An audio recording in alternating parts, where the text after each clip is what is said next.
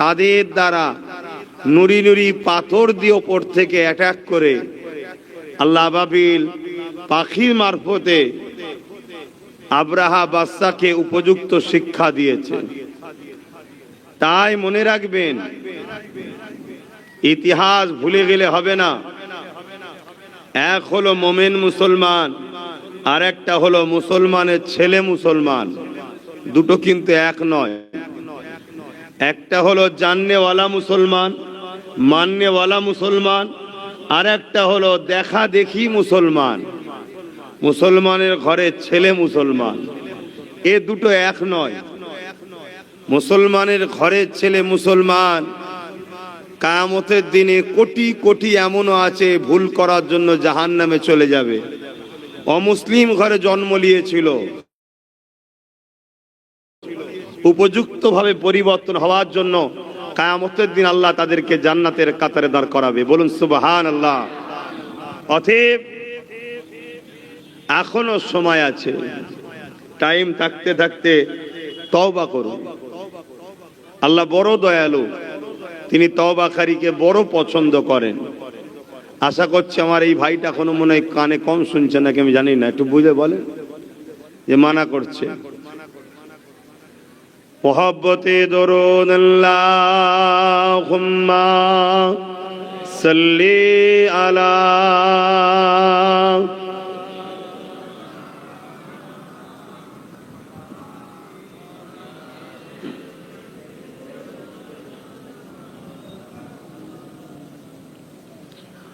أعوذ بالله من الشيطان الرجيم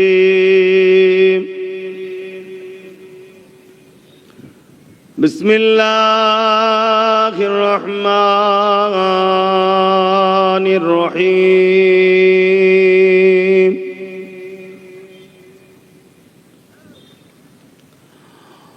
قال الله تعالى في كلام المزيد الفرقان الحميد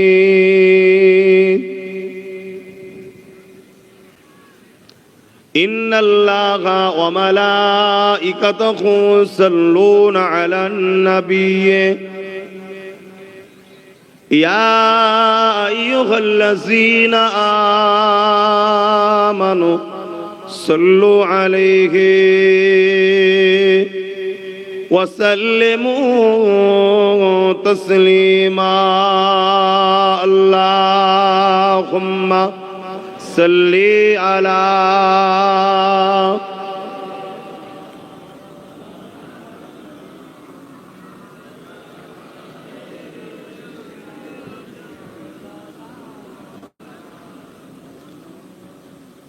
কোন জায়গা যদি বিরান পড়ে থাকে, দেখাশোনার মানুষ যদি না থাকে, স্বাভাবিক জমি মাফিয়াদের নজর সে জায়গায় পড়বে, ঠিক না বেটি? ঠিক তেমনি কোন মসজিদ যদি বিরান পড়ে থাকে, ইসলামের দুশ্মন তাদের তো নজর পড়বেই। ঠিক তেমনি যদি আমরা কোরআনের মাহফিলগুলোকে গুরুত্ব না দিই, আগামী দিন দেখবেন এটাও আইন হবে, ইসলামের আলোচনা বন্ধ, যে যার ঘরে ঘরে করো। এই সব কিছুর জন্য দোষী কিন্তু আমরা মুসলমান। আমাদের যুব সমাজ 100-র মধ্যে 95টা মসজিদে যায় না। যদি সবাই মসজিদে যেত তাহলে মসজিদ আবাদ থাকতো। যারা ইসলামের দুশ্মন তারা ভাবতো মসজিদের দিকে চোখ তুলিস না, কেন যুবক আছে, ও কিচ্ছু বোঝে না, চোখ তুলে নেবে। ঠিক তেমনি আমাদের যুবকরা যদি দিন ইসলামের আলোচনার মাহফিলকে গুরুত্ব দেওয়া বন্ধ করে, যে আমি তো ভিআইপি হয়ে গেছি, আমার জন্য আবার ধর্ম টর্মর কি দরকার, দুনিয়ায় যাখানে যা সমস্যা পড়ে টাকা মারি সমস্যা কেটে যায়। মনে রাখবেন, কাফনের কোনো পকেট থাকে না, কাফনের কোনো পকেট থাকে না। অতএব নিজের ধর্মের গুরুত্ব দাও। আর এটাও মনে রাখবেন, ইসলামকে মিটাতে যুগে যুগে চেয়েছিল দুই শ্রেণীর মানুষ। এক হলো অত্যাচারী শাসক, দ্বিতীয় হলো ধর্মের নামে ভণ্ডমি যারা করে, কুসংস্কার, ধর্মের নামে অধর্ম, কাল্পনিক বিশ্বাস যারা মানুষকে শিখায়। এই দুই শ্রেণী ইসলামে চরমভাবে যুগে যুগে ক্ষতি করতে চেয়েছে, কিন্তু এরা কখনোই সাকসেসফুল হতে পারেনি। জোরে বলুন সুবহানাল্লাহ। তবে হ্যাঁ, এই দুই শ্রেণীর হাতে যুগে যুগে কোটি কোটি মুসলমান কচু কাটার মতো কাটা হয়েছে। আর এই কাটতে পেরেছে কেন?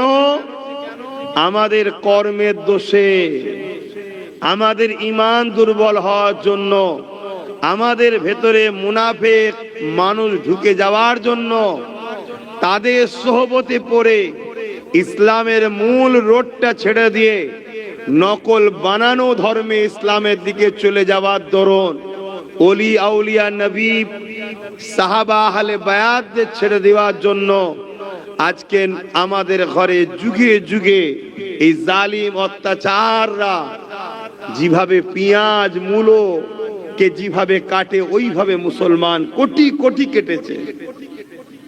ইতিহাস বলছে মুসলমানদের মাথাতে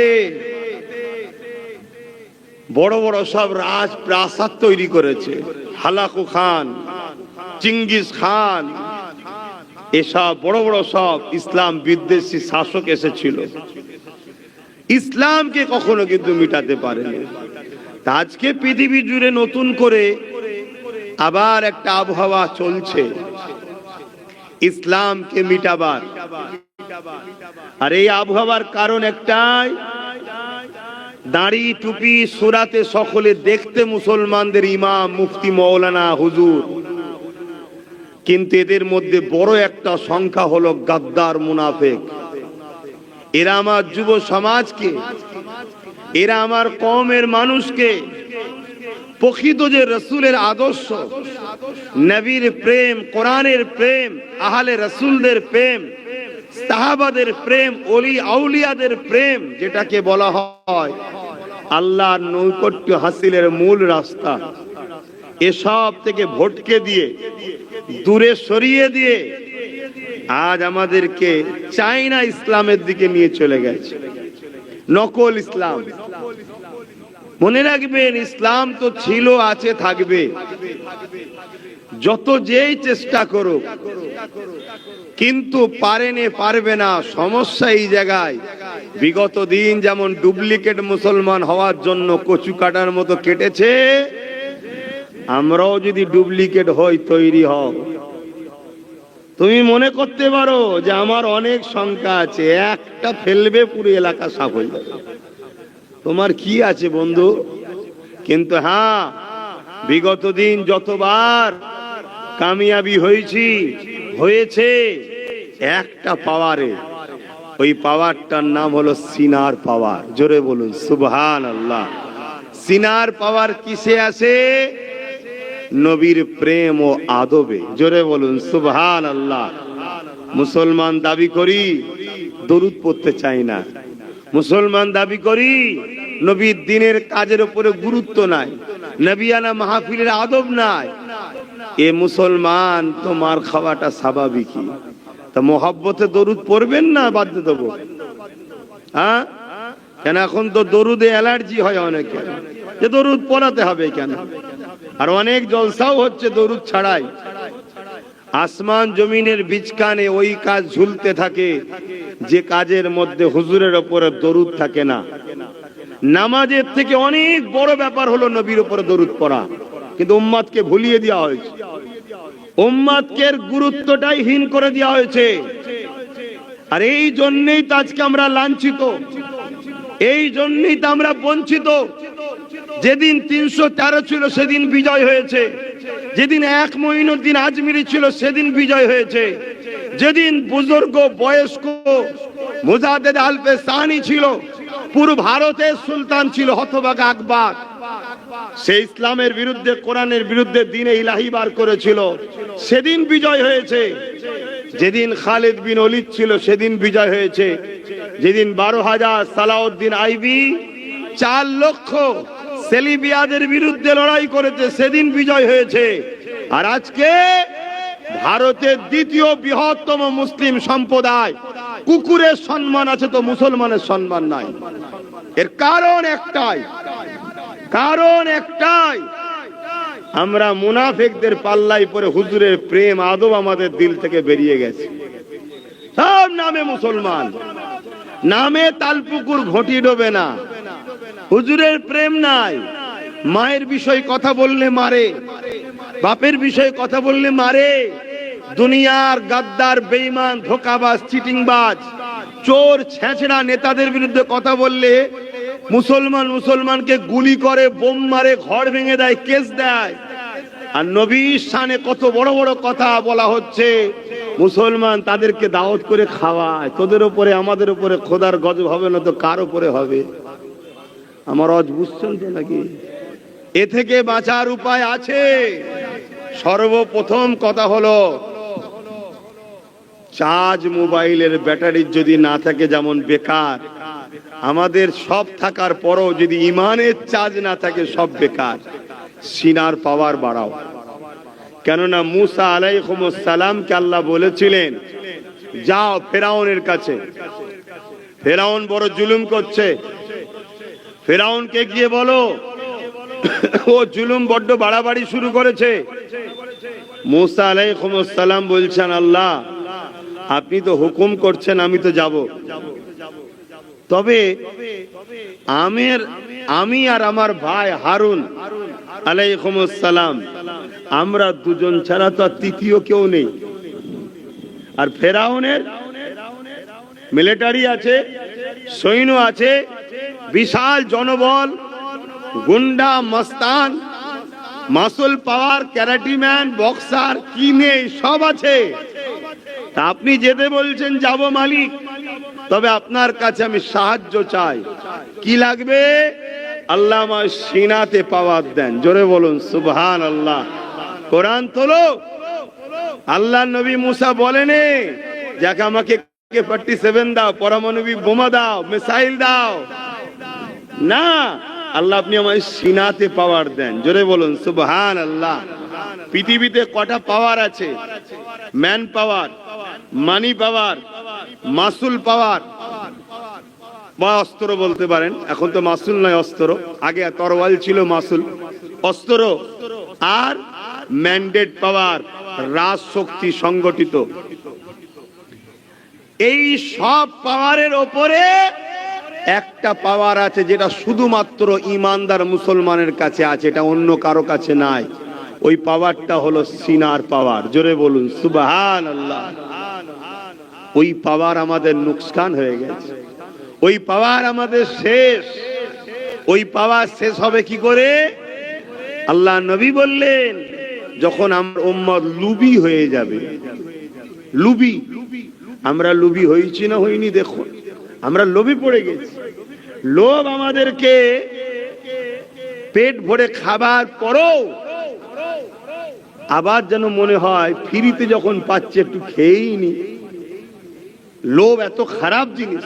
তো যাক, মুসা আলাইহিস সালামকে আল্লাহ বললেন, যাও আমি তোমার সিনাতে পাওয়ার দিলাম। জোরে বলুন সুবহানাল্লাহ।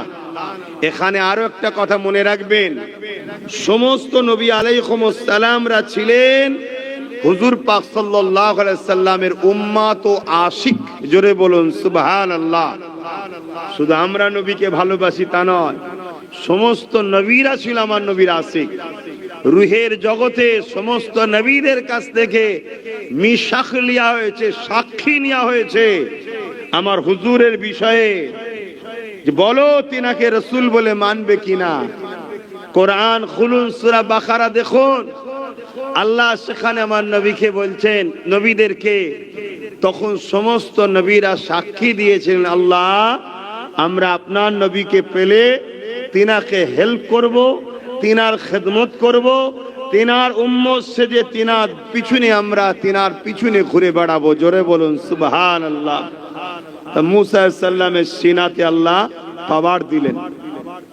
মুসা নবী রাজ পাওয়ার ফেরাউনের রাজ দরবারে চলে গেল, গিয়ে বলতে লেগেছে, ফেরাউন তুমি গরিবদের উপর জুলুম করছো কেন?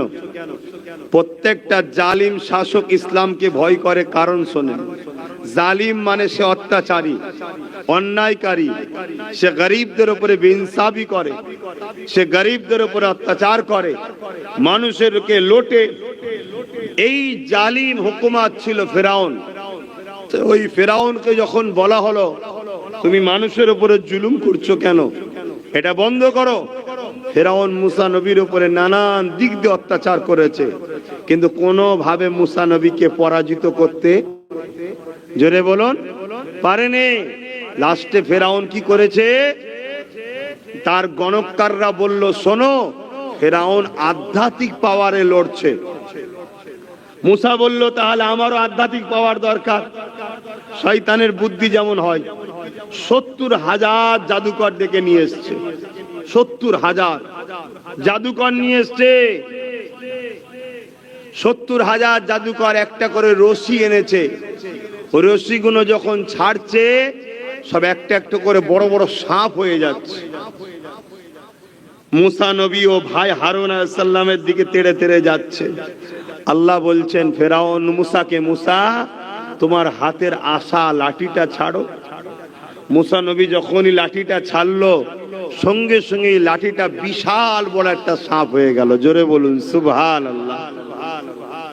70,000 সাপ হয়েছে, সুবহানাল্লাহ বললেন না।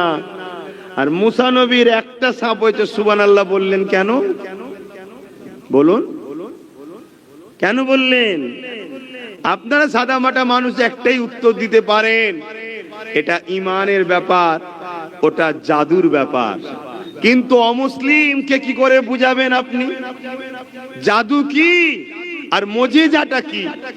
আমাদের মুসলিম ছেলেরা এখন মোজেজা অস্বীকার করছে, আছে না? না, এই সাধারণ প্যান্ট শার্ট পরা খেটে খাওয়া যুবকগুলোকে এই বেঈমান বানাচ্ছে কারা? সূরাতে সকলে মোল্লা মৌলী সাহেবরাই করছে তো।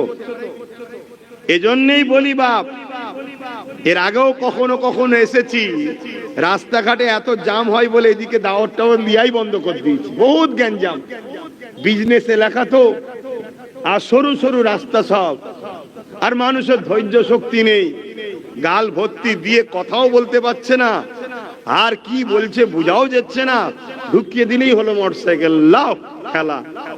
এই জন্যে তারপরে ছেলেগুলো গিয়ে ধরলো যে একবার চলেন। আমিও ভাবলাম চলো যাই, অনেকদিন যাইনি, দেশে কি অপরাধ করে ফেললাম না তো? তো মুসা আলাইহিস মুজিজা কি, কারামত কি আর জাদু কি?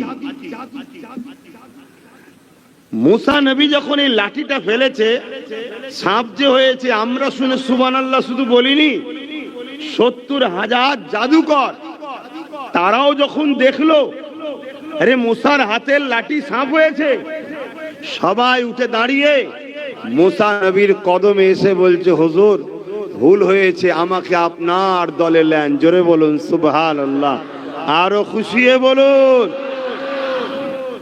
ফেরাউনের তো রেগে লাল, আরে তোদেরকে বড় করলাম আমি, খাওয়ালাম আমি, পয়সা দিলাম আমি, রাজ দরবারে ইনভাইট করলাম আমি, আর তোরাও দড়ি ছেড়েছিস সাপ হয়েছে, মুসা দড়ি লাঠি ছেড়েছে সাপ হয়েছে, এতে আশ্চর্যের কি আছে, চলে গেলি কেন?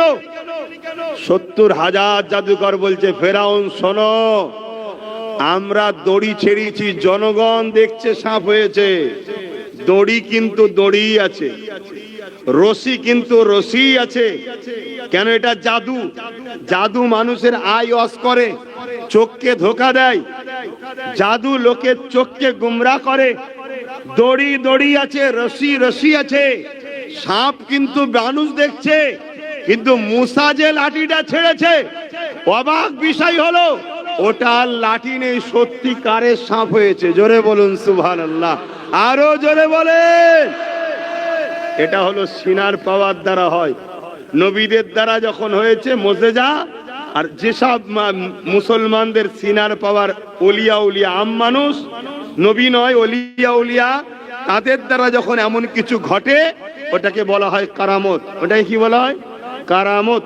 কারামতে আউলিয়া হক্কুন আর মোজেজায়ে আম্বিয়া হক্কুন, দুটোই হক।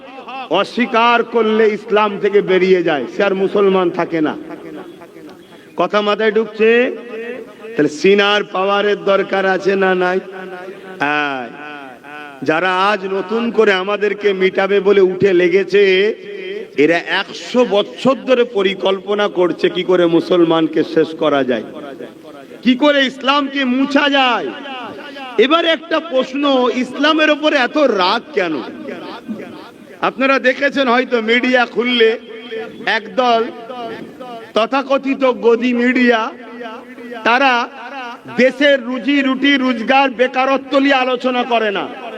মিডিয়ায় কি আলোচনা হয়? কার ধর্ম পুরাতন। কে বলছে আমার 500 বছর, কে বলছে 5 লক্ষ বছর, কে বলছে 5 কোটি বছর। আবার একদল ওই স্টেডিয়ামে বসে থাকে মানবরূপী কুকুর, তারা দিন রাত ঘেউ ঘেউ করছে তোদের ইসলাম তো 1500 বছরের। বলেন না বলে না? একটু হ্যাঁ কি না বলবেন তো? কুকুর বলেছি বলে খারাপ লাগছে? আমার তো মনে হয় কুকুর যদি আমার ভাষা বলে, সেও এসে বলবে হুজুর আমাকে কেন জড়ালেন, আমি তো ওদের থেকে ভালো। কিন্তু যে কথা না বললে তো বুঝবেন না, তাই বলতে হবে। আমার আজকে কি অসুবিধা হচ্ছে? বহুত দিন পর আপনার সঙ্গে দেখা। আমাদের কবির চাচা, লোকটা যাই হোক নাই হোক নীতি আছে। পয়সা না থাকতে পারে, নীতি আছে। পয়সা ও সৌদির মেথডদেরও রয়েছে। নীতিটা হলো বড় জিনিস বাপ, নীতি দরকার। আজ মুসলমান আমরা নীতি হারা হয়ে গেছি। আমাদের নীতি কই? একটা নীতি হওয়া দরকার, ভুল তো ভুল, ঠিক তো ঠিক। তাতে ঠিকের ওপরে মজবুত, ভুলের ওপর যদি হয় ভুলের ওপরেই মজবুত। এটা আমার বাপ তো আমারই বাপ, আবার নতুন চকচকে থেকে বলবো না যে ওটাও বাপ। এরকম নীতি হওয়া দরকার। এখন সব নীতি ভ্রষ্ট হয়ে গেছে। কে কোথা থেকে সব এখন লিডার বেরিয়ে পড়েছে, বাপ রে বাপ। যে যেখান থেকে পাচ্ছে চিল্লাচ্ছে, এক একজন ডায়লগ দিচ্ছে, ডায়লগ শুনে শুনে মাথা খারাপ। আর সব বুকা মুসলমান নেস তুলে ছুটছে, যে যেখানে পাচ্ছে ছুটছে। জানে না এরা পড়েছে পাকে, যত লড়ছে আরো পুঁতছে, যত লড়ছে তত পুঁতছে। আর এটাও বুঝতে পারছে না ছিলাম কড়াতে, তুলে নিয়ে এবার চুলোই ফেলা হবার প্ল্যান চলছে। পুরো রোস্ট তন্দুরি হয়ে যাবে। ভাষা খারাপ লাগছে নাকি? এনেছেন যখন দুজন হলো, ওখানে ভালোবাসার আছে না নাই? কারা কারা আছে একটু হাত তুলে দেখাবেন। সত্যি ভালোবাসেন? আলহামদুলিল্লাহ। কমসে কম এই কটাকে বুঝাবার জন্য তো বলতে হবে। বাকি নেবে কি না নেবে সেটা তার রুচির ব্যাপার। আমি তার পক্ষও নয়, বিরুদ্ধও নয়। আমি আমার সন্তান, আমার বাপ, আমার মা, আমার ভাই বোনেদের তো বুঝাতে লাগে নাকি? হ্যাঁ, সবাই যদি বলতে পারে এই গণতান্ত্রিক দেশে, আমি কেন বলতে পারবো না? বাবা যদি উলঙ্গ হওয়ার পরও তার ভক্ত থাকতে পারে, হ্যাঁ, প্রকাশ্য নারীকে খুন করে ধর্ষণ করার পরও যদি সে নেতার পক্ষে সাপোর্ট থাকতে পারে, তো মোস্তফা জানে রহমতের কথা এই জমিনে বলা আমার অধিকার আছে না নাই? তাই বলছি বাপ। এবারে যদি বলো কেউ হাত গুটোবে, আমরা হাত গুটোবার পক্ষে নয়, আমরা ডিফেন্সের পক্ষে। কিন্তু ডিফেন্স করতে গিয়ে বদরে কি হয়েছিল জানেন তো নাকি? হ্যাঁ, আমরা কখনো আগ বেরিয়ে মারতে যাই না, কিন্তু যারাই মারতে এসেছে সংখ্যা তাদের বেশি ছিল, কিন্তু বাপ ফিরে যাবার সময় সংখ্যা খুঁজে পাওয়া যায়নি। এটা ইতিহাস আমাদের, এটা জানা দরকার আছে না নাই? হ্যাঁ, কেননা আমার নবী যখন, আচ্ছা প্রথমে বলে দিই, ইসলাম 1500 বছরের। অনেকে বলে এই মুসলিম সমাজের, আমার বিশ্বাস 80% যুবকও জানে, তাদেরও ধারণা ইসলাম 1500 বছরের। নবী প্রফেট মোহাম্মদ সাল্লাল্লাহু আলাইহি ওয়াসাল্লাম থেকে ইসলাম শুরু। আমাদের যুব সমাজেরও ধারণা 80%। এটা মিথ্যা কথা, বানোয়াটি কথা, ভুল কথা।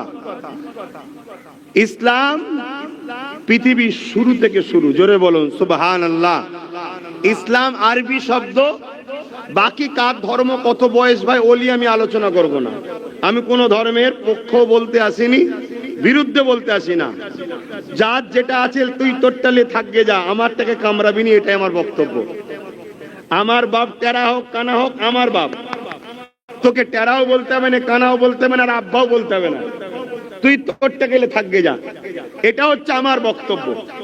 তো ভাইরা আমার, ইসলাম প্রথম কথা হচ্ছে লা ইলাহা ইল্লাল্লাহ। ইসলামের প্রথম কথা কি? লা ইলাহা इल्लल्लाह, अल्लाह के सिवा दूसरा कोई माबूद ही नहीं, अल्लाह ছাড়া দ্বিতীয় কোনো রব প্রভু খালেক সৃষ্টিকর্তা নাই। এটা হলো ইসলামের প্রথম কথা। চলে আসুন, এই পৃথিবীতে, এই পৃথিবী নামক গ্রহ, এটা একটা গ্যালাক্সি। আমার আল্লাহ এরকম কয়েক লক্ষ মিলিয়ন বিলিয়ন গ্যালাক্সি তৈরি করেছে। এই পৃথিবী নামক গ্রহ হলো মানুষের জাতির জন্য পরীক্ষা সেন্টার আল্লাহ করেছে। এই গ্রহতে যখন প্রথম দুজন মানুষ আসে, একজন হলো পুরুষ আর একজন হলো মহিলা। পুরুষটার নাম হলো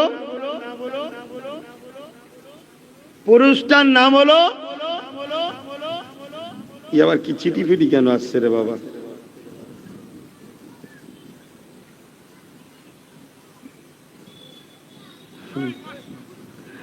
ঠিক আছে, এই বিষয়ে পরে বলছি। কমিটি কারা আছে একে একটু সাইড লিজে বসতে দাও, ডিস্টার্ব করুন। একটা চেয়ার দাও, দিয়ে সাইডে বসতে দাও। একটা চেয়ার দাও। একটা কাগজ দিয়েছে, কি লিখেছে লাস্টে আমি শোনাচ্ছি। এইসব কেন আবার জলসা টলসা ঝামেলা করিস বাবা? একটু না বললেও আবার সন্দেহ করবেন যে কি দিল। আমাকে একটু ঠান্ডা গরমে বুকে কফ জমে গেছে। আমার আলোচনা আপনারা বুঝছেন তো নাকি? পৃথিবীতে দুজন মানুষ আছে, একজন নারী আর একজন পুরুষ। পুরুষটার নাম হলো আদম আলাইহিস সালাম, নারীটার নাম হলো হাওয়া আলাইহিস সালাম। এনারা দুজনা পৃথিবীতে সর্বপ্রথম এসেছে। এনারা দুজনই মানতো লা ইলাহা ইল্লাল্লাহ। জোরে বলুন সুবহানাল্লাহ। আরো জোরে বলুন। তৃতীয় কোনো মানুষ যেদিন ছিল না, দুজন ছিল, বাপ আদম মা হাওয়া, তাদেরও ধর্ম ছিল ইসলাম। জোরে বলুন সুবহানাল্লাহ। আরো শুকরিয়া আদায় করে বলি আলহামদুলিল্লাহ। কেন আমরা আমাদের বাপ আদম মা হাওয়ার ধর্মের উপরে আছি? জোরে বলুন সুবহানাল্লাহ। পৃথিবীতে যত কোটি মানুষ এসেছে, আসছে, আসবে, সবার সূচনা শুরু কিন্তু এই বাপ আদম মা হাওয়া থেকে। অর্থাৎ বাপ আদম মা হাওয়া সমস্ত মনুষ্য জাতির প্রথম বাবা, প্রথম মা। জোরে বলুন সুবহানাল্লাহ। এই দিক দিয়ে হিন্দু, খ্রিস্টান, দলিত, আদিবাসী, শিখ, পাঞ্জাবি, মতুয়া যেই হোক, প্রত্যেকটা মানুষ কিন্তু আমরা ভাই বোন। শুনছেন তো নাকি? হিন্দুরাও আমাদের ভাই বোন, খ্রিস্টানরাও আমাদের ভাই বোন, আদিবাসীরাও আমাদের ভাই বোন। কেন? আমরা সবাই এক বাবা এক মা আদম আর হাওয়া থেকে জন্ম, সূত্র শুরু। জোরে বলুন সুবহানাল্লাহ। ছেলে বড় হওয়ার পর, বাপ ছিল মৌলানা, ছেলে এখন 10টা ছেলে, একজন ডাক্তার হয়েছে, একজন ইঞ্জিনিয়ার, একজন উকিল হয়েছে, একজনে হয়েছে, আবার একটা ছেলে মৌলানা হয়েছে। তার মানে বাপের ওপরেই রয়ে গেছে। কথা বুঝলেন? তা আমাদের ধর্মে, সমাজের বুকে বাপের ছেলেরা হাজারো মতে সব বিভক্ত হয়েছে, কিন্তু আলহামদুলিল্লাহ আমরা সেই বাপের ধর্মের ওপরে, আদর্শের ওপরে, সেই দেখানো রাস্তা লা ইলাহা ইল্লাল্লাহ, আল্লাহ কে সেवा दूसरा कोई माबूद ही नहीं, তার উপরে আমরা আছি। গর্বিত না? গর্বিত নয়? তাই বলুন আলহামদুলিল্লাহ, বলুন সুবহানাল্লাহ, নারী দিবেন। ভাইয়ের আমার, তাহলে ইসলাম কবে থেকে মাথায় ঢুকলো? আর একটু বলি, ভারতবর্ষে ইসলাম কবে এসছে জানা দরকার আছে না? নাই কি?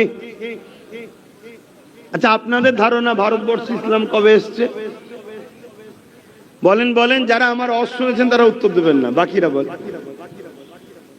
কবে থেকে এসছে? 1400 বছর। বাপ আদম আলাইহিস সালাম ডাইরেক্ট জান্নাত থেকে হিন্দুস্তানে এসেছিলেন। অর্থাৎ হিন্দুস্তান জান্নাতের সঙ্গে সম্পর্ক। জোরে বলুন সুবহানাল্লাহ। আমরা গর্বিত, सारे जहां से अच्छा हिंदुस्तान हमारा, क्यों ना अच्छा है हिंदुस्तान हमारा। क्योंकि सबसे पहले जो इंसान बसर आए थे, हर इंसान का जो पहले अव्वल अब्बा है वो हिंदुस्तान में तशरीफ डायरेक्ट जन्नत से लेके आए हैं। बोलिए सुभान अल्लाह। আমাদের আব্বার পায়ের ছাপ এখনো রয়েছে। ডাইরেক্ট ইসলাম এসেছে ভারতে, আর আম্মা হাওয়া এসেছে আমার নবীর দেশ জাজিরাতুল আরব, ওখানে মা হাওয়া এসেছে। আলহামদুলিল্লাহ আমরা হলাম সেই হিন্দুস্তানের মানুষ। এটা আমাদের আব্বাজানের দেশ। জোরে বলুন সুবহানাল্লাহ। সাদা চামড়ার ব্রিটিশ এসে চেয়েছিল বাপের ছেলেদের মধ্যে বিভাজন লাগিয়ে দেশকে লুটবো। এখন কালো চামড়ার ব্রিটিশরা বসে আমাদের ভাই ভাই লাগাচ্ছে আর দেশকে লুটছে। ভাইদেরকে এক হয়ে থাকতে হবে। একটু দেশের কথা বললাম, কারো অসুবিধা হলো নাকি? কেন কিছু মুখ পোড়া মুসলিম দাবিদার আছে, ধর্ম সম্বন্ধে জানে না, জাহেল মূর্খ, তারা আবার সমালোচনা করে আমরা আলোচনা করলে। কথা বুঝে আসছে? দেশকে ভালোবাসা এটা আমার নবীর সুন্নাত। জোরে বলুন সুবহানাল্লাহ। যে যার মাতৃভূমিকে ভালোবাসতে হবে। যে মাতৃভূমিকে ভালোবাসতে পারবে না সে 100% নিখুঁত মুসলমান হতে পারলো না। 100% নিখুঁত মুসলমান হতে গেলে সব কাজের মধ্যে দেশটাকেও ভালোবাসতে হবে। তা আমাদের মাতৃভূমি হলো আব্বাজান আদম যে দেশে এসেছে সেই মহান মাতৃভূমি ভারতবর্ষ, হিন্দুস্তান। জোরে বলুন সুবহানাল্লাহ। আরেকটু খুশির কথা বলি, আব্বাজান আদম আলাইহিস সালামের সাথে ভারতবর্ষের বুকে আমার নূর নবী দয়ান নবীও এসেছিলেন। জোরে বলুন সুবহানাল্লাহ। আরো জোরে বলবেন না? কেন আমার নবী তখন বাপ আদমের পেশিনাতে ছিল, জানেন তো নাকি? নূরে মুহাম্মদ রসুল বাপ আদমের কপালে ছিল রক্ষিত, তখন সুরক্ষিত। বাপের সাথে উনিও দুনিয়া এসেছিলেন। জোরে বলুন সুবহানাল্লাহ। তাহলে আমরা গর্বিত না? গর্বিত না? হ্যাঁ, কিন্তু আজ আমরা লাঞ্ছিত আমাদের কর্মের দোষে। আমরা হুজুরকে ছেড়ে দিয়ে হুজুরের দুশ্মনদের ঘরে নেতা বানাই, এজন্য আমাদের আজকে লাঞ্ছিত। আমাদেরকে পরিবর্তন হতে হবে। তো যাক, ইসলামের উপরে টার্গেটের কারণ কি আমি যদি সংক্ষেপে আমার নবী পাকের লাইফটা একটু বুঝাই। আল্লাহ নবী আসার আগে হযরত ঈসা আলাইহিস সালাম এসেছিলেন। ঈসা নবী চলে যাবার পর এই পৃথিবীর জমিনে ইসলামের মেসেজ দিবার মানুষ কেউ ছিল না। এখানে আর একটা কথা বলি, সমাজে কিছু ইউটিউবে দেখা যায় দাড়ি টুপিওয়ালা মুসলমানদের স্কলার, দাড়ি টুপিওয়ালা মুসলমানদের বক্তা সেরে প্রচার করছে, যারা মূলত ইহুদি খ্রিস্টানি, যারা মুসলমান সেজে মুসলমানদের রহনুমা হয়েছে। তাদের বক্তব্যের মধ্যে পাওয়া যায় অনেক নবীদের নাম বলে তারা নাকি ইহুদি খ্রিস্টান ছিল। নাউযুবিল্লাহ। মনে রাখবেন 1 লক্ষ মতান্তর 2,24,000 নবী রাসূল এই জমিনের উপরে যারা এসেছে সবাই ইসলাম ও মুসলমান ছিল। এটা আমাদেরকে মিসইউজ করা হচ্ছে। এই কথা যে বিশ্বাস করবে সঙ্গে সঙ্গে সে ইসলাম থেকে বেরিয়ে যাবে। তাহলে কিভাবে আমাদেরকে বেঈমান বানানো হচ্ছে দেখছেন? হাজার হাজার গাছ, যদি গাছের মূলগুলো কেটে নেওয়া হয়, বলুন ও গাছ আর কোনোদিন ফল দিতে পারবে না? কোনো কাজে লাগবে?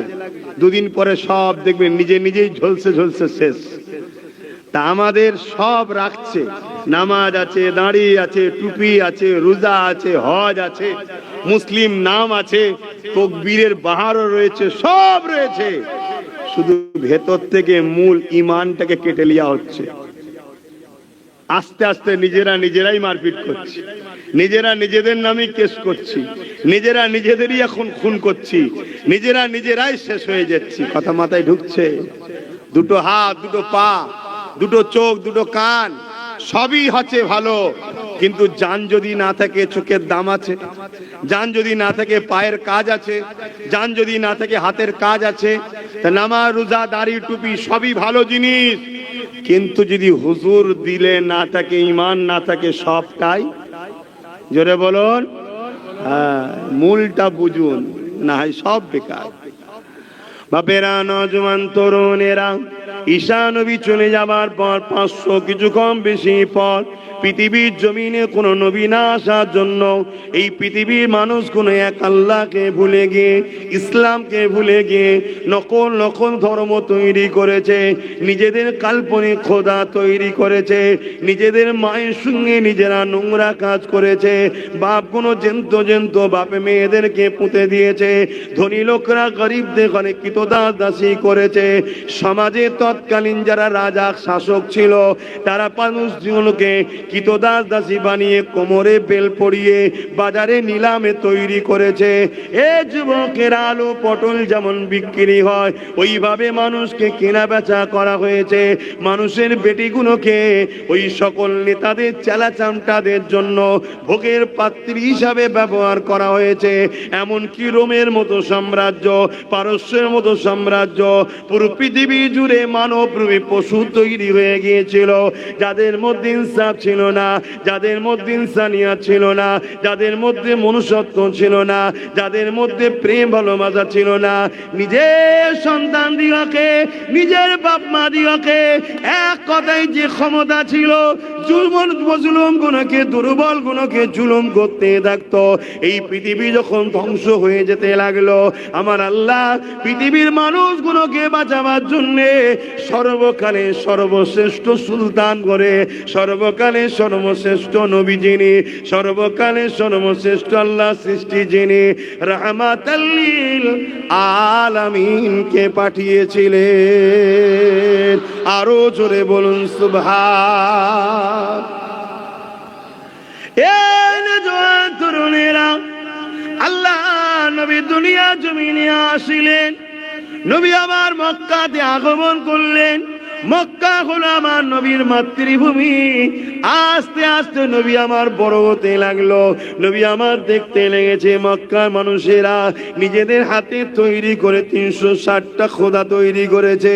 ওই খোদাগুলোকে খুশি করার জন্যে কখনো কখনো বাচ্চা বাচ্চা ছেলেদেরকে বলি দিতে লেগেছে এবং ওই খোদার সামনে নারীদের উলঙ্গ নাচ হতে লেগেছে। ওই খোদাকে কেন্দ্র করে মেলা হতে লেগেছে, সেখানে ছেলে মেয়ে কিনা বেচা হতে লেগেছে, নোংরা পতিতালয় খোলা হয়েছে। এক কথাই পাপাচারে পুরো মক্কা জুড়ে এমন করে ছুঁয়ে গেছে, খুন খারাপি দাঙ্গা ফাসাদে ভরে গেছে। তারা কেউ এক আল্লাহকে মানতো না, তারা ঈসা নবীর দাওয়াতকে ভুলে গেল, ইব্রাহিম নবীর মেসেজকে ভুলে গেল, ইসমাইল নবী এক আল্লাহ দাওয়াত দিয়েছিল ভুলে গেল। কেননা নবী যখন ওয়াজ করা বন্ধ করে দিয়েছে, এই সময়েতে দুশ্মনেরা এমন করে ইসলাম বিদ্বেষীরা এক কথায় শয়তানের চেলারা তারা ক্ষমতার জোর দেখিয়ে তাদের কাছে নিজেরা প্রভু সেজে বসে গেছে। আল্লাহ নবী 40 বছর যখন বয়স হলো, নবী আমার তাদেরকে দিনের দাওয়াত দেওয়ার জন্য কাবার পাশে একটা উঁচু জায়গায় দাঁড়িয়ে তাদেরকে ডাক দিয়ে বলতে লাগলো, এ আমার প্রতিবেশী মক্কা মানুষেরা, এই যে একটা পাহাড় দেখছে, একটা পাহাড়কে দেখালো, ওই পাহাড়ের ওই পাদদেশে একদল লোক রয়েছে, আমি মুহাম্মদ রসুলদি বলি তোমরা কি মেনে নেবে? তারা বলল হ্যাঁ মেনে নেব। আল্লাহ নবী বললেন, তুমি আমাকে না দেখে, তাদেরকে না দেখে কেন মানবে? তারা বলেছিল, কোনদিন আপনি মিথ্যা কথা বলেননি, 40 বছর ধরে আপনাকে দেখছি, কখনো মিথ্যা বলেননি, সর্বসময় সত্য কথা বলেছে, কখনোই আর কি ফাজলামি করেননি, ঠাট্টাও করেননি, কারো ক্ষতি করেননি, আমাদের থেকে সম্পূর্ণ আপনি আলাদা। মক্কার মুশরিকরা বলছে আমাদের থেকে সম্পূর্ণ আলাদা, আর বড় বড় মুফতি মাওলানা বলছে রসুল আমাদের মতো। আছে না না? এই সব বেঈমানদের জন্যই তো আমরা আজকে শেষ। এখন সব তারা এক হয়ে লিডার হয়েছে, সব মুসলমানদের রহনুমা, সব ইসলামের দুশ্মন গুলো সব এক ঝোপের মধ্যে ঢুকেছে। কি হবে? বাঁচার জন্য ঢুকেছে না, নিজেদের পাতের সুরো উঠে চলে যাবে, পাতের সুরো ঠিক রাখার জন্য সব এক হচ্ছে। ইসলামের জন্য যদি এক হতো, 10 বছর আগে থেকে চিল্লাচ্ছি ওয়াকাফ বাঁচাও, ওয়াকাফ বাঁচাও, ওয়াকাফ বাঁচাও, তখন ভাবতো না? ভাবতো নি? হ্যাঁ, বললেই তো আব্বাস সিদ্দিকী খারাপ, তা খারাপ হই হোক গে, যা আল্লাহর জন্য বলতে হবে না, হবে না? হ্যাঁ বলছি। এখন কেউ দুদিনের জন্য নেবেছে, তার হুড়োহুড়ি বেশি হবে। আমি তো 10 বছর ধরে এক লেভেলে চালিয়ে যাচ্ছি, আরো যতদিন বাঁচবো এক লেভেলে চালাবো, তাই আমার হুড়োহুড়িটা একটু কম লাগতে পারে। কথা মাথায় ঢুকছে? হ্যাঁ। তো মক্কার মুশরিকরা কি বললো? কোনদিন আপনাকে মিথ্যা বলতে দেখি না, জুলুম করতে দেখি না, ইয়ার কি ফাজলামি করতে দেখি না, আপনি সম্পূর্ণ আমাদের থেকে আলাদা। 40 বছর বয়স তখন নবীর। আমাদের সমাজে একটা মিথ্যা প্রচার আছে, আমাদের ঘরের নিরীহ যুবকগুলো এই কথাকে অনেকে বিশ্বাস করে কাফের হচ্ছে। কি কথা? নবী নাকি 40 বছর বয়সে মুসলমান হয়েছে, নবুয়াত পেয়েছে, তার আগে নাকি নবী ছিল না। শুনছেন না? শুনেন আপনারা সবাই নাউজুবিল্লাহ বললেন না কেন? হ্যাঁ, এ কথা যদি কেউ মেনে নেয়, সঙ্গে সঙ্গে সে কুফরি করে কাফের হয়ে যাবে, গুস্তাগে রাসূল হবে। আর এই সংখ্যা যদি মুসলমান বাড়ে, মসজিদ যতই শান শওকতে থাকুক, আল্লাহর নবী বলেছে আখিরি জামানায় মসজিদ ভর্তি লোক হবে, একটা বেঈমান ইমানদার থাকবে না। তা নবী কি এমনি এমনি বলেছে নাকি? হ্যাঁ, দিনটা তো আমার বাপ আলী আকবর সিদ্দিকীর নয়, দিনটা তো আমার দাদু ছোট হুজুরের নয়, দিনটা তো জবানার মুজাদ্দিদের নয়, দিনটা তো সুলতান হিন্দ গরিবের নওয়াজের নয়, দিনটা তো গৌস পাখির নয়, দিনটা হলো আমিন আল্লাহ মুহাম্মদ রাসূলুল্লাহর। জোরে বলুন সুবহানাল্লাহ। তুমি বলবে আমি ইসলামের অনুসারী আর নবীর কথা মানবে না, এ মুসলিমের নামে মুনাফিক ধোঁকাবাজ ছাড়ার কিচ্ছু নয়। আর এই ধোঁকাবাজের জন্য আজকে আমাদেরকে গাড্ডাই পড়তে হচ্ছে। এখনো সময় আছে। আপনি হয়তো কারো মাথায় যেতে পারে, হুজুর ভাইজান বাবাজি সবই ঠিক আছে, এখন কে ওয়াজ করার সময়? কেন, কি হয়েছে? না এখন তো এক হতে হবে। আরে আল্লাহ সাহায্য ছাড়া পৃথিবী এক হয়ে ভূমিকম্প থেকে বাঁচাতে পারবি? তাহলে সাহায্যটা কার দরকার? জোরে বলুন। আল্লাহ সাহায্য হয় সংখ্যা বেশি যখন থাকে তখন নয়, সংখ্যা যখন কম হয় তখনই সাহায্য হয়। জোরে বলুন সুবহানাল্লাহ। 100 বছর ধরে প্যালেস্টাইন মার খাচ্ছে, সাহায্য হয়নি, সংখ্যা কমে গেছে, ঘর শেষ, গ্রাম শেষ, বস্তি শেষ, হাজার হাজার মায়ের কোল খালি হয়েছে, হাজার হাজার বাপ বেটি খালি হয়েছে, বেটিদের ইজ্জত রেপ হয়ে লুটে গেছে, সাহায্যের কোনো খবরই নেই। এবারে একটা সাহায্যের একটা নমুনা দেখা যাচ্ছে, খুব শিগগিরই আল্লাহ প্যালেস্টাইনকে সাহায্য করবে। জোরে বলুন সুবহানাল্লাহ। আরো জোরে বলুন। অলরেডি ধুর পর থেকে নেতাহু পালিয়ে গেছে আমেরিকায়, 4000 কিলোমিটার ঘুরে আমেরিকায় যে বসে আছে। তার মানে কি শুরু হচ্ছে সাহায্য, এখন সংখ্যা কমে গেছে। তার মানে কি যত 2 নম্বর ছিল বা আল্লাহকে খুশি করতে হয়েছে, পাপের কারণে তার ক্ষতিপূরণ দিতে হয়েছে, তারপরে বা সাহায্য এসেছে। কথা কিছু মাঝে ঢুকছে না? ঢুকবে না। আপনি ভাবেন বাচ্চা কোনো কি করেছে? বাচ্চা কোনো ক্ষতিপূরণ? বাপ ভুল করলে ছেলেদের ভোগ করতে হয় না, হয় না? যেমন আমাদের ভুলের জন্য আমাদের বাচ্চা কোনো ভোগ করছে।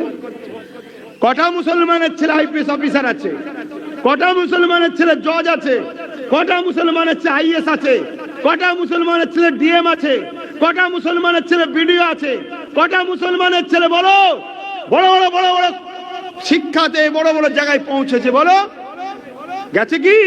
এর জন্য কাদের দোষ? বাপ মায়ের দোষ? আমরা কম, আমরা শুধু শিক্ষা থেকে ছেলেদেরকে সরিয়ে দিয়েছি। হ্যাঁ, মাওলানাও দরকার, মুফতিও দরকার, আলেমও দরকার, পাশাপাশি ডিএম দরকার নেই, বিডিও দরকার নেই, আইএস আইপিএস দরকার নেই, ডব্লিউবিসি দরকার নেই, জজ দরকার নেই, উকিল দরকার নেই। 500 মাদ্রাসা করলে, 50,000 মাদ্রাসা করলে, রক্তকে পানি করে একটা কোর্ট থেকে রায় বেরিয়ে গেল, সব ব্যান। কি করবে বলো? তাহলে আমাদের যদি জজ থাকতো, উকিল থাকতো, ডিএম থাকতো, বিডিও থাকতো, আইএস অফিসার থাকতো, আরে কিছুতে একটা আইনের রাস্তা বার করে সে আবার লড়াই করতো তো। আমি মারপিটের দিকে যাচ্ছি না, আইনের লড়াই হতো তো। করেছি আমরা? না এখনো স্বপ্ন আছে করার? কি কারো স্বপ্ন আছে? কই স্বপ্ন কই আমাদের? হায় হায় হায় হায় হায়। ভাইয়েরা আমার, বাপেরা, মন দিয়ে শোনেন, কষ্ট লাগলেও কিছু করার নেই। আমি যদি আপনাকে বাঁচাবার চেষ্টায় কথা না বলি, আল্লাহ আমাকে কিয়ামতের দিন ধরবে। আরে আমরা ইসলামটাকে তো কুক্ষিগত করে দিয়েছি। আমরা মনে করি ইসলাম মসজিদে থাকবে আর মাদ্রাসায় বা জলসা মাহফিল তো এখানে হয়, অন্য জায়গায় জলসা হয় না, মসজিদ মাদ্রাসায় ইসলাম থাকবে। বাকি সংসারে ইসলামের দরকার নেই, কারবারে ইসলামের দরকার নেই, সমাজনীতিতে ইসলামের দরকার নেই, অর্থনীতিতে ইসলামের দরকার নেই, কূটনীতিতে ইসলামের দরকার নেই, রাজনীতিতে ইসলামের দরকার নেই, রাষ্ট্রনীতিতে ইসলামের দরকার নেই। যারা নিজের ইসলামকে ঘৃণা করে সেই মুসলমানকে আল্লাহ তো মিটাবেই। অথচ উচিত ছিল কি? কোরআন বলছে লাকাদ কানা লাকুম ফি রাসূলিল্লাহি উসওয়াতুন হাসানাহ।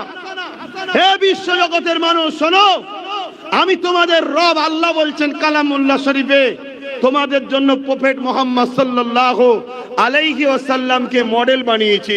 ধর্মনীতি নবী দেখো, সমাজনীতি নবী দেখো, সংসার নীতি নবী দেখো, প্রতিবেশী নীতি নবী দেখো, সম্প্রীতি নীতি নবী দেখো, মানববন্ধন নীতি নবী দেখো, রাষ্ট্রনীতি নবী দেখো, রাজনীতি নবী দেখো, এডুকেশন নীতি নবী দেখো। তুমি যা কিছু করবে মুহাম্মদ রাসূল যেভাবে করেছে, করতে বলেছে, ওই নকশা কদমে তুমি করবে। জোরে বলুন সুবহানাল্লাহ।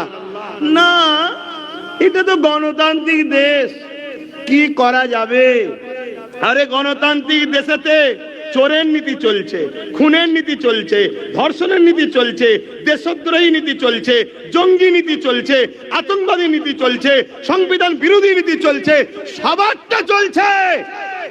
পৃথিবীর সর্বকালের সর্বশ্রেষ্ঠ ব্যক্তি মুহাম্মদ সাল্লাল্লাহু আলাইহি ওয়াসাল্লামের নীতি চলবে না? আরে সমস্যা আমাদের মধ্যে, আমরা মুসলমানই খারাপ হয়ে গেছি, এজন্য আজকে আমাদের এই দুর্দশা হচ্ছে। যে খুশি আসছে লাথি মেরে যাচ্ছে, একে আনছি এ লাথি মারছে, ওকে আনছে ও লাথি মারছে, একে দেখছি ও লাথি মারছে, সবাই মিলে আমাদেরকে লুটছে। এর জন্য বাপ, যে লুটছে সে তো লুটেরা দোষী, কিন্তু আমাদের দোষটাও খুব একটা কম নয়। সুযোগ দিলে তো বাপ চোর তো চুরি করবেই। হ্যাঁ, বুঝার হয়তো বুঝুন, পরিবর্তন হন, আর না হয় একটা আবার অনুরোধ করে যাচ্ছে, এটুকু একটু করে যান। কি? বাচ্চা গোনোর জন্য একটু কাফনটা কিনে নেন, এইটুকু কাজটা করে নেন। যদি না বুঝার হন, আর যদি বুঝতে পারেন, শুধু একটাই কাজ, রং রুট ছেড়ে দিয়ে একটাই রাস্তা, যারা আপনাকে রসুলের সঙ্গে জুড়বে তাদের পিছনে দাঁড়ান, তাদেরকে ইনকিলাব বলুন, তাদেরকে মানুন, তাদের পিছনে ফলো করুন, তাদেরকে সর্বক্ষেত্রের লিডার বানান, মসজিদের ইমামও বানান, রাজপথের বীরও বানান, সমাজনীতিতে বানান, ধর্মনীতিতে বানান, সব জায়গায় তাকে ফলো করুন, তবে আপনি গেনার হবেন। আর না হয় দেখুন না কি বলছে, আইন তো দিল্লি করেছে, এখানে কেন দিল্লি যান না? আর ভোটটা লিবার সময় কি বলেছিল? বিজেপিকে রুখতে আমায় সাপোর্ট করো, দেখে দেবো বলেছিল না? বলেনি? কলকাতায় রাজপথে গিয়ে কি বললো? রেড রোডে কি বললো? এই আপনারা ঈদের নামাজ পড়েন কোথায়? ঈদগায়। ঈদগায় মা বোনদের নিয়ে যান তো? কেন নিয়ে যান না? ইসলামে নিষেধ আছে। তা মুসলিম, ইসলামের ধর্মের মেয়ে ইসলামের ঈদ নামাজে, ঈদের নামাজে যেতে পারে না, আর রাজ্যের মাথায় বসে ঘুমটা টুমটা দিয়ে চলে গেল, ড্যাং ড্যাং করে হাজির এসে গেছি, কোনো চিন্তা করেনি আমি আছি, পুরো ভারতের মুসলমান বিপদে পড়লে দেখে দেবো। আরে ভারত রাখ, আমার বাংলার মুসলমানের পক্ষে দাঁড়িয়ে বিধানসভাতে নিন্দা বিল পাস করিয়ে সুপ্রিম কোর্টে কেসটা করেন, তাহলে বুঝবো আপনি আমাদের দরদি। কথা মাথায় ঢুকছে না? ঢোকেনে করছে। আচ্ছা ভারত রাখেন, যে তিনজন ভোট না দিয়ে ঘরে শুয়েছিল ওই তিনজনকে দল থেকে বাদ দেন, তাহলে জানবো আমাদের দরদি। আরে ভারত রাখেন, 230টার উপরে এমএলএ দিয়েছে মুসলমানরা আপনাকে, অন্য ধর্মের মানুষও দিয়েছে, কিন্তু মুসলিম তো বেশি দরদি। তা এই জায়গায় আপনি 230টা এমএলএ কে বলেন 230টা কেস কর সুপ্রিম কোর্টে, এমপি আছে কেস কর, কি দরকার আছে না? নাই একটা আম মানুষ কেস করে আর এমএলএ এমপি কেস করে এক না আলাদা? আরে অনেক আলাদা, আসমান জমিনের মতো পার্থক্য। কি করছে তা করবে না। উপরন্ত দ্বিতীয় সেকেন্ড কমান্ডার 65% মুসলমান, যেখানে মাথা মুটা গুণের মাথায় ক্যাটাল লেকে যিনি বারবার জিতছে, উনি তো একদম ভেতরে ছিল কি এখনো বুঝতে পারছি না। যদিও থেকে থাকে কোনো খবরই তো নেই, কোনো আওয়াজই নেই। এখন তো মনে হচ্ছে মিস ইউজ হয়ে গেছে, যেখানে ডায়েরি করা দরকার যে উনি আছে। তো কথা বুঝছেন না, বোঝেন না?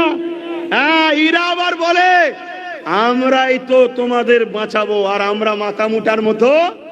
আরে মাথায় রাখবে, নাপাক ধুবার জন্য মদ দিয়ে ধুলে পাক হয় না। এক জালিমকে রুকার জন্য, ইসলাম বিদ্বেষীকে রুকার জন্য আর এক বেঈমানকে দিয়ে সাপোর্ট করতে গেলে হয় না বাপ। এটা মাথায় ঢুকছে না এখনো? যদি না ঢোকে, আর 1 বছর 8 মাস আছে। 1 বছর 8 মাস অপেক্ষা করো। আমি 3 বছর বলেছিলাম, 1 বছর 8 মাস আছে, অপেক্ষা করো না। তখন মাথায় ঢুকবে, কিন্তু কবরে গিয়ে ঢুকবে। কথা কিছু মাথায় ঢুকছো? তুমি ভাববে যা কবরে গিয়ে বেঁচে যাব। এই ছেলেটা, এই যে ছেলেটা, এই যে ছেলেটা, তোমার কথা বলছি। তুমি শুনছো তো আমি কি অজ করছি? হ্যাঁ, মন দিয়ে শোনি, দিক উদিক করুন। তুমি ভাবছো কবরে ঢুকে গেলাম, বেঁচে গেলাম। না না না না, তোমার হাতে তৈরি করা শক্তি, তারা মুসলিম কওমের দ্বীন প্রতিষ্ঠানকে ধ্বংস করছে, মাদ্রাসাকে ধ্বংস করছে, কবরস্থানকে ধ্বংস করছে। তার জবাব কিন্তু তোমাকে আমাকে দিতে হবে, এটা মনে রাখবে। তো যাক, আমাকে জিজ্ঞেস করছিল কাগজে, যেটা সেটা বলে দিই। এই কথা যখন এসেছে যে 26-এ আপনি কি যাচ্ছেন ব্রিগেডে, জিজ্ঞেস করেছে। ভাই খারাপ লিও না, 26-এ ব্রিগেডে যাওয়া না যাওয়া পরের বিষয়। আমার প্রথম বিষয় হচ্ছে 26-এ যারা যাচ্ছে তারা, এই যে গতদিন যারা বলল দিল্লি চলে যাও, এদের বিরুদ্ধে কোনো প্রতিবাদ করেছে? 26-এ যারা ব্রিগেডে ডাক দিয়েছে, এতগুলো বড় বড় মিছিল করছে, কোনো মিছিলে 3টে এমপি কেন ভোট দিতে যাওনি, অবিলম্বে তার ব্যবস্থা করা হোক, কথা বলেছে? 26-এ যারা ডেকেছে, তাতে আমি যাব কি যাবে না, কে যাবে কি যাবে না, সব নিজ নিজ ব্যাপার, ওটা পরের বিষয়। আমি জানতে চাই রাজ্য সরকারের কাছে কি দাবি করেছে যে নিন্দা বিল পাস করে আপনি সুপ্রিম কোর্টে কেস করুন? 26-এ যারা ডেকেছে তারা কি এই কথাটা বলবে? গতকালকে ওয়াকাফ বিলের প্রতিবাদে যে মিছিল আসছিল বাসন্তী থেকে, ক্যানিং থেকে, জীবনতলা থেকে, বিভিন্ন জায়গা থেকে, তাদেরকে বাংলার পুলিশ দাঁড় করিয়ে রুখে অমানবিক ভাবে অত্যাচার জুলুম করলো কেন? এর প্রতিবাদে কি কোনো বাইট দেবে? তাহলে আপনারা 26-এ যারা ডেকেছে তারা কি বলবে যে আপনার এমএলএ, আপনার এমপিরা যেন সুপ্রিম কোর্টে কোষ করে? এ কথা বুঝছেন না? বলে আপনাদের মহল্লায় আজানটা হয়ে যাক, আর কারো যদি অসুবিধা, একটা সুযোগ, আস্তে আস্তে চলে যেতে পারে।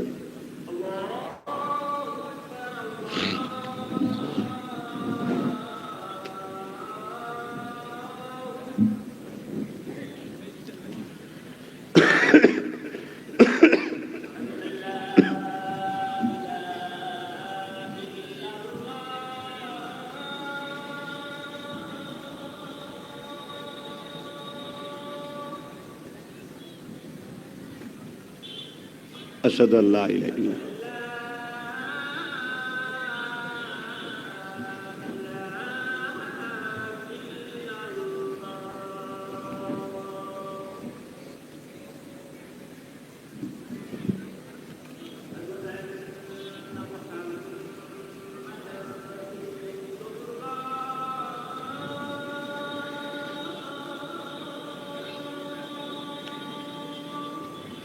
সাল্লাল্লাহু আলাইহি ওয়াসাল্লাম।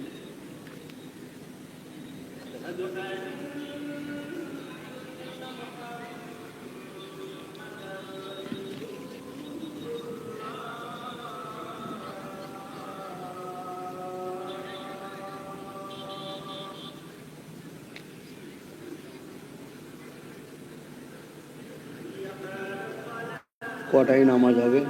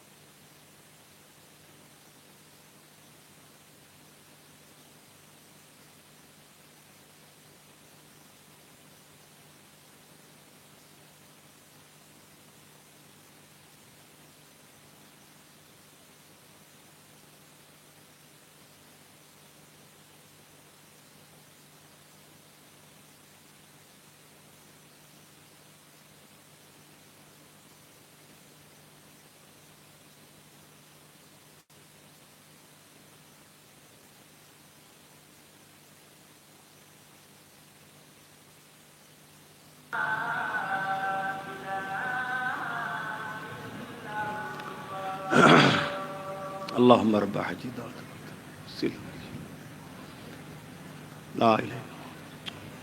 ভাইরা আমার, আজান হয়ে গেছে। এই কাগজটা আমায় দিয়েছে, জানতে চেয়েছে। যাওয়া না যাওয়া সব নিজের নিজের ব্যক্তিগত ব্যাপার ভাই। এখন অনেক দিন বাকি আছে।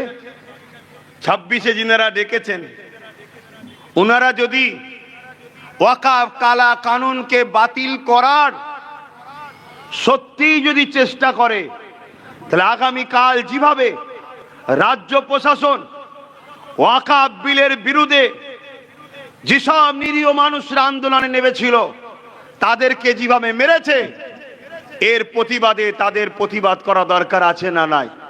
আওয়াজ দিয়ে বলুন।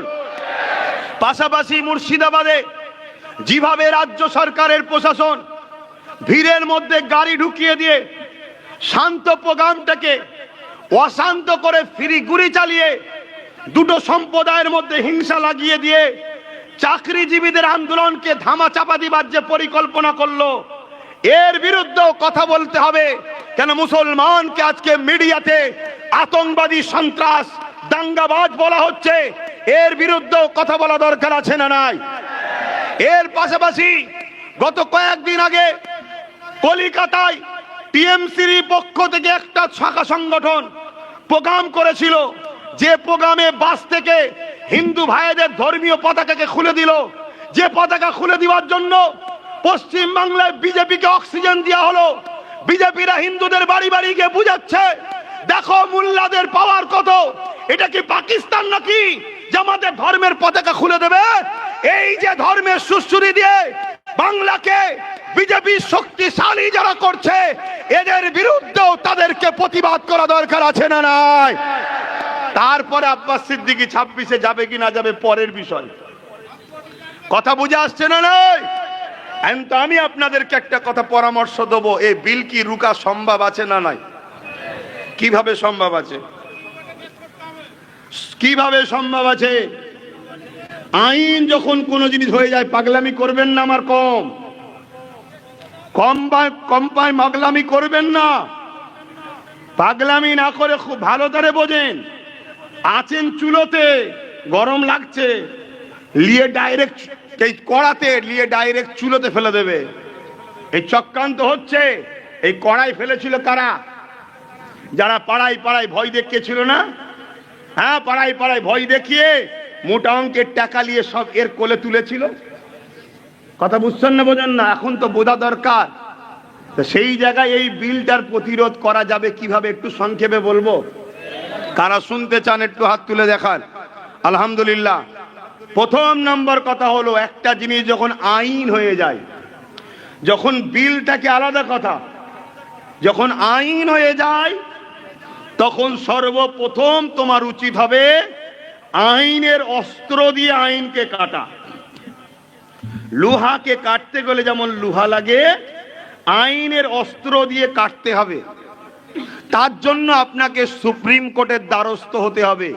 কেন? লোকসভা থেকে, রাজ্যসভা থেকে ভারতের সব থেকে বড় জায়গা হলো সুপ্রিম কোর্ট, ওই জায়গায় আপনাকে যেতে হবে। যারা আজ মুসলিম মেকি দরদি হয়ে পুরো বাংলায় হই হই করছে, তাদেরকে বলুন আপনারা কজন সুপ্রিম কোর্টে গেছেন, বা আপনাদের যিনি মেন মাথায় বসে আছে তিনাকে যাবার জন্য কতবার বলেছেন। আমি তো এখান থেকে বলছি, রাজ্য সরকারের উচিত আমাদের পক্ষে থেকে সুপ্রিম কোর্টে যাওয়া দরকার। উচিত না? উচিত নয়? হ্যাঁ, বলতেই পারি। তাহলে একটা হলো আইনের অস্ত্র দিয়ে কাটতে হবে। দ্বিতীয় নম্বর হলো, যদি তোমাকে আইনের অস্ত্র বারবার ডেটের পর ডেট দেয়, দ্বিতীয় নম্বর হলো তোমাকে যে শক্তি দ্বারা ওরা আইন করেছে, কি শক্তি? রাজশক্তি। তোমাদের ঘরেও কম্পিটিশনে রাজনীতিতে নামতে হবে, রাজশক্তি তৈরি করতে হবে। যেগুলো সেকুলার দল বলে সে সমস্ত দলকে এক জায়গায় নিতে হবে, যে আসবে না তাকে বাদ দাও। সেগুলোকে এক জায়গায় নিয়ে রাজশক্তি তৈরি করে সংখ্যা গরিষ্ঠতার যেমন জোর দেখাচ্ছে, পুরো দেশ জুড়ে তোমাকে তাতে 5 বছর 10 বছর লাগুক, সংখ্যা গরিষ্ঠতার পাওয়ার তৈরি করে যেভাবে ও আইন তৈরি করেছে, ওইভাবে তোমাকে ওই বিল বাতিল করে নতুন আইন করতে হবে। এবং ওই আইনে লেখা হবে আমাদের জমির উপরে ঘর বাড়ি যে যা করেছে সবটাই ওয়াকফের দখলে চলে যাবে। কথা মাথায় ঢুকছে না? ঢোকে না কেন? তুই আজকে দাদাগিরি দিয়ে জোর করে নিলি, আমার যেদিন ক্ষমতা আসবে আমার জিনিস আমি ফিরিয়ে নেবো, ওটা দাদাগিরি নয়, ইনসাফ হবে। কিন্তু তুই যে 10 বছর 20 বছর ভোগ করেছিলিস, তার ক্ষতিপূরণ হলো তোর 10 তলা বিল্ডিং। অ্যাকচুয়ালি হওয়ার পিছনে লক্ষ্য আমার মনে হয় বোম্বাইয়ে আদানির ঘরটাকে বাঁচাবার জন্যই প্ল্যান। কেন এতিমখানার ওপর অত বড় ঘর, শুনছেন তো নাকি? তো যাই হোক, তাহলে দ্বিতীয় পন্থা। 3 নম্বর পন্থা হলো কৃষক বন্ধুরা যে আন্দোলন করেছিল, কৃষক বন্ধুরা যে আন্দোলন করেছিল জানেন তো নাকি? কিন্তু কৃষক বন্ধুরা সাকসেসফুল হওয়ার পিছনে একটা বড় শক্তি গোপন ছিল। ওই শক্তিটা কি? পাঞ্জাব সরকার কৃষকদের সাথ দিয়েছিল। পাঞ্জাব সরকার বলেছিল সম্পূর্ণ সহযোগিতা, খাদ্য, থাকা, টাকা, গাড়ি ভাড়া, তেল ভাড়া সব দেবো, এবং মারা গেলে 2 লাখ 3 লাখ 5 লাখ করে টাকা দেবো। এই সংবিধান বিরোধী কালা আইনের বিরুদ্ধে তোমরা লড়ো। তাহলে আমার উচিত যেসব রাজ্যে বিজেপি ছাড়া সেকুলার যারা নিজেদের ঘরে বলে, প্রত্যেকটা কংগ্রেস হোক, বাম হোক, আর আমার রাজ্যের টিএমসি হোক, সমস্ত রাজ্যের গভর্নমেন্টকে বলতে হবে যে আমরা সম্পূর্ণ তোমাদেরকে সহযোগিতা করছি, তোমরা আগাও, খাওয়া দেবো, তেল দেবো, কি বলে গাড়ি ভাড়া দেবো, তোমরা কেউ মারা গেলে ক্ষতিপূরণও দেবো, তবে জানবেন এ বিল বাতিল করা সাকসেসফুল হবে। আমার কথা বলা কি ভুল হচ্ছে? অন্য অন্য রাজ্যে যারা মুসলমান বা আছে তাদের বলা দরকার, কিন্তু আমার রাজ্যে 35% বা 40% বা 33% 2011 সেন্সার ধরেই বলছি, যাকে ভোট দেওয়া হলো তিনি কি আমাদেরকে সাপোর্টটা করবে না? তা যদি উচিত না হয়, তাহলে বাকি দিন আপনাকে আপনার মসজিদ বাঁচাতে নিজেকে তৈরি হতে হবে, আপনার মাদ্রাসাকে নিজেকে বাঁচাতে হবে, আপনার ঈদগাহকে নিজেকে বাঁচাতে হবে। আর এই বাঁচাতে গেলে পার্টনারে আসতে হবে। পার্টনার, আমাকে দাও ট্যাকেল করব না, না না না না, তুমি আসো আমি আসি, দুজনা পার্টনারে চলো, তুমি তোমার নেবে আমি আমার নেবো, তবেই তোমরা গেনার হবে। না হয় সারা জীবন যেমন ঠকছো, আগামীতে আরো ভয়ানক হবে। কিন্তু তোমরা কথা বলবে কি করে? তোমরা যেই কথা বলবে, তোমাদের উপরে অনেক পীর সাহেব, পীরজাদা, মুফতি, মৌলানা, আমির, হযরত, শায়েখ সব দেখে এসে বলবে অত মাথা মারতে হবে না, আমরা তো রয়েছি। ঠান্ডা ঘরে গিয়ে সব টাকার লেনদেন করে তোমাদেরকে বিক্রি করবে। কথা মাথায় ঢুকছে? যদি বাঁচতে চাও, শেষ কথা বলে দিলাম, কড়ায় আছো চুলোই না পড়ে যাও, একটু বুঝে বুঝে পা ফেলো, এমন না হয়ে যায় মুসলমানরা খুব জ্বালাচ্ছে, চলো সমস্ত হিন্দু ভাইয়েরা না বলে যে ওকে আনতে হবে, সমস্ত হিন্দু ভাই যদি বলে আনবো, তুমি রুখতে পারবে? এখনো কোটি কোটি হিন্দু আমাদের ভাই বিষয়ে ভালোবাসে না, বাসে না? কথা বলো। তাহলে একটু বুঝে বুঝে করতে হবে না, হবে না? এবং আমার শেষ কথা, এই আইনটা শুধু কি মুসলমানদের বিরুদ্ধে, না এই আইনটা সংবিধানেরও বিরুদ্ধে? তাহলে সংবিধান কি শুধু মুসলমানদের না ভারতীয়দের? তাহলে এই আন্দোলন বুঝাতে হবে, গ্রামে গঞ্জে হিন্দু অমুসলিম ভাইদের ঘরেও বুঝাতে হবে। এজন্য আহলে সুন্নাত ওয়াল জামাত প্রত্যেকটা গ্রামগঞ্জে এখন আমাদের মিটিং চলছে, একদম গ্রামগঞ্জে, পাড়ায় পাড়ায় পাড়ায় পাড়ায় সর্ব লেভেলের মুসলিম হিন্দু সবাইকে বুঝাও। লোক তো বুঝতেই পারছে না, লোক ভাববে মুসলমানদের জায়গা লেলিয়েছে, মুসলমানরা তাই রাস্তায় নেবে দাদাগিরি দিচ্ছে।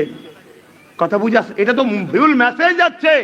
আরে মুসলমানদের জায়গা যেমন গেছে, মনে রাখবে এর থেকে বড় হলো সংবিধানকে কেন্দ্র সরকার হত্যা করছে, সংবিধানকে মিটিয়ে দিচ্ছে। এই অমুসলিম ভাইদের উচিত এক হতে হবে, তো সেটা বোঝাতে লাগবে না। হুট করে তুমি বলবে চলো বিশাল বড় জায়গায়, মানে অ্যাকচুয়ালি কি, খাবার যখন ইচ্ছা থাকবে না তখন প্ল্যান মাফিক পানিটা খাইয়ে পেটটা ভরিয়ে দেয়। দেখবেন না অনেক বিয়ে বাড়িতে যাবেন, ভালো শরবত করে, ভালো 2-3 গিলাস খাওয়া, শুনছেন না শোনেন না, 2-3 গ্লাস শরবত খাওয়ার পরে কি হবে ভাই এবারে? আর যে চালাক হয় সে একদম শুধু গলাটা ভিজিয়ে নেয়, পরে পানি খাবার অনেক টাইম আছে, এই টাইমটার পাবো না, আগে সব লিয়ায়, সব লিয়ায়। অতএব বড় প্রোগ্রামের টাইম আছে, সব জায়গায় করা দরকার ছিল, হুট করে দেখে ফেললি হলো। কথা বুঝছেন না? এটা ফাঁসা বা ষড়যন্ত্র আমার মনে হচ্ছে। এরপরেও বলছি যদি ফাঁসা বা ষড়যন্ত্র না হয় তাহলে যে কটা কথা বললাম আওয়াজ তুলুন। 3 জন এমপি কেন যায়নি? রাজ্য সরকার অনাস্থা বিল ডেকে, নিন্দা বিল ডেকে সুপ্রিম কোর্টে যান, যতগুলো এমএলএ আছে কেস করুন। এবং ওয়াকাফকে দীর্ঘ বছর যারা ভোগ করছে, কি ওয়াকাফ ভোগ করছে না কেন? ওয়াকাফ বোঝেন? হ্যাঁ, আমার রাজ্যে 1,45,000 বিঘে ওয়াকাফ আছে। কথা বুঝে আসছে? 1,45,000 একর আমার রাজ্যে ওয়াকাফ আছে, শুনছেন তো? তাহলে এই ওয়াকাফ মধ্যে থেকে মাত্র 25-26 হাজার কম বেশি ওয়াকাফ উদ্ধার, বাকি সব নেতা মন্ত্রী তাদের আমলা চামচা সব দখল করে রেখেছে। তো এটা কি জুলুম নয়? এক কথা, এটা জুলুম নয়? তাহলে এটার বিষয় বলা দরকার আছে না? না, এটা আমি 10 বছর ধরে বলছি। এবার আমি সংক্ষেপ করছি। প্রথমেই বলেছিলাম কোন জায়গা যদি পড়ে থাকে জমি মাফিয়াদের নজর পড়বে না, পড়বে না। আপনার গাছ থেকে আম সবাই পেড়ে খাচ্ছে, আপনি কিছু বলেন নে, কেন্দ্র শখ গেছে পুরো আম গাছ সমেত নিয়ে চলে যায়, ওটা আমার করে নেবো। 77 বছর আমাদের অকাপ ঝেড়ে খাওয়া হচ্ছে, আমরা 77 বছর প্রতিবাদ করিনি বলেই আজকে কেন্দ্র সরকার এই সাহসটা দেখালো। তাহলে আমাদের দোষ আছে না? নাই? আসো, সংগঠিত হতে হবে, কেন্দ্রের কালা কানুনকে মিটাতে হবে। যদি এই কানুনকে এখান থেকে বন্ধ না করতে পারি, আগামী দিন এত ভয়ানক ভয়ানক আইন করবে যাতে আমাদের নাগরিকত্ব চলে যাবে। অতএব এই যে ধরেছো, এটাকে ছাড়লে হবে না। 1 বছর 2 বছর 3 বছর 5 বছর 10 বছর হলেও এ কালা কানুনকে বাতিল করাবার অঙ্গীকার নিতেই হবে। আপনারা কি আমার সাথে অঙ্গীকার করবেন? হাত তুলে বলুন অঙ্গীকার করবেন, অঙ্গীকার করবেন। কিন্তু এর প্রসেসিং 3টে বলেছি। নাম্বার 1, আইনের অস্ত্র দিয়ে কাটো, সুপ্রিম কোর্টে চলো। নাম্বার 2, রাজ ক্ষমতা দিয়ে করেছে, সেকুলার দলগুলোকে এক জায়গায় নিয়ে তোমরা নিজেরা পাওয়ার তৈরি করো, করে তাদের উপর নির্ভর নয়, পার্টিশন ভাগিদারি, তাদের উপর নির্ভর করলে সে একই তো। যেমন বললো দিল্লি চল যাও, ওরম বলবে দিল্লি চল যাও, জিতার পরে বলবে দিল্লি চল যাও, না পার্টিশন।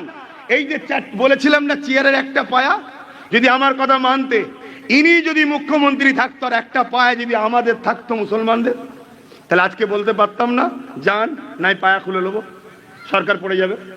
এই বুঝছেন না, বোঝেন না? এমনি বলিনি আমি। কত মুসলমান আমার মা তুলে বাপ তুলে গাল দিয়েছে, কতজন আমাকে দালাল বলেছে।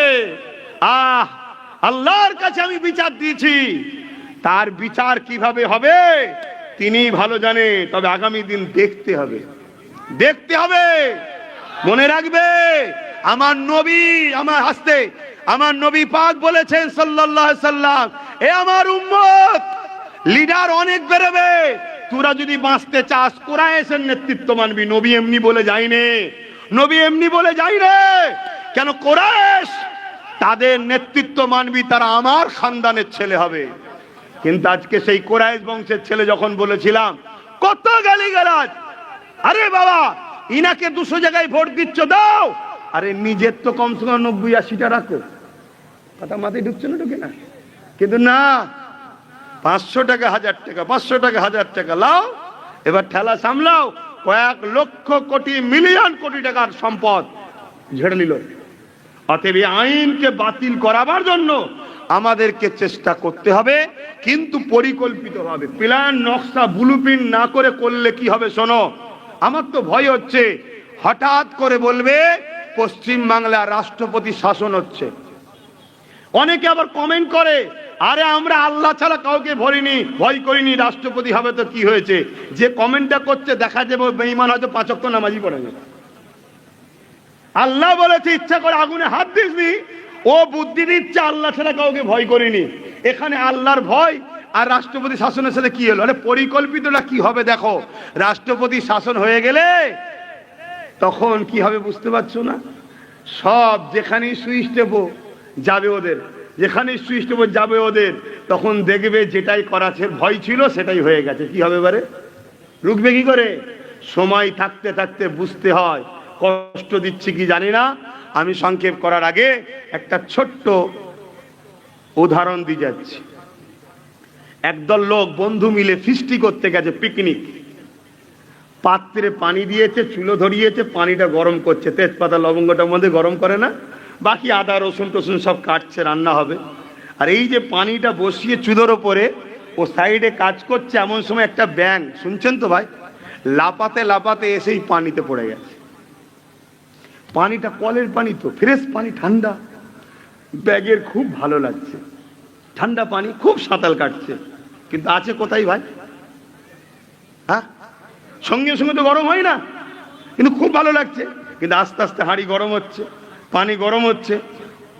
ব্যাঙ ভাবছে পানিটা হালকা গরম লাগছে, ও ভাবছে আমি একটু ছুটোছুটি করছি তো তাই মনে একটু গরম হচ্ছে, তো যাক আমার গায়ে তো অসুবিধা হচ্ছে না। আবার একটু গরম বেড়েছে, ও ভাবছে আরে গরম হয় হোক গে যাক, ফ্রেশ পানি তো ঠিক আছে তো। তারপরে আর একটু গরম হয়েছে, তখন কিন্তু একটু গায়ে যেন বড় কষ্ট লাগছে।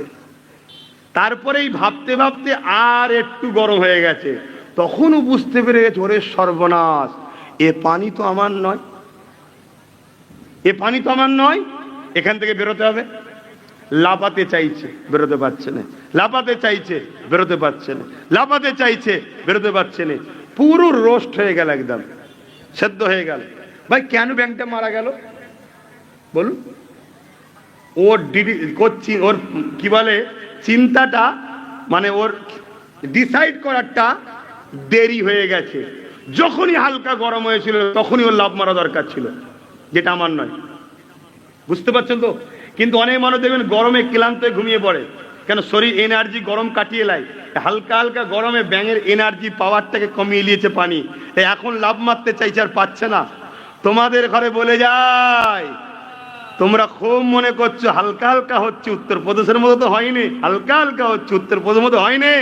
হালকা হালকা আগে ছিল না, এখন হচ্ছে তো। হালকা হালকা আগে ছিল না, এখন হচ্ছে তো। একটা সময় দেখবে তোমরা লাভ মারতে চাইবে যে আরে এ তো আমাদের নয়, এ তো আমাদের নয়, লাভ মারতে চাইবে, কিন্তু মারার আর উপায় মাথায় ঢুকছে? সময় থাকতে থাকতে লাভ মারো, থাকতে থাকতে লাভ মারো। মনে রাখবে কালকে শুনানি আছে সুপ্রিম কোর্টে, 16 তারিখ। দোয়া করি আল্লাহ পাক যেন হিফাজত করেন, বলুন আমিন। আল্লাহ যেন এদের সৎ উদাই দেয়, সৎ বুদ্ধি দেয়, বলুন আল্লাহুম্মা আমিন। আসেন একটু হুজুরকে সালাম দিয়ে নি। ইয়া নবী,